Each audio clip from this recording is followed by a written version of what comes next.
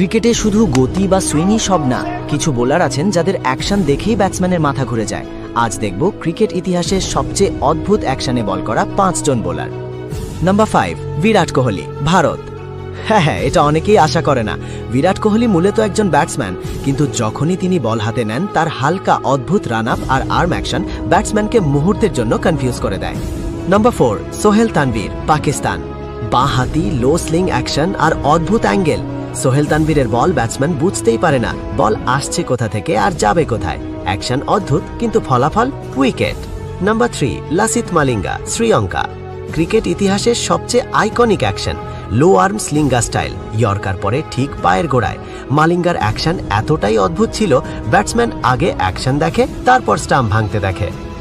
Number 2, Jasprit Bumrah, Bharat. ছোট run up, হঠাৎ থেমে যাওয়া আর মুহূর্তেই মারাত্মক ডেলিভারি।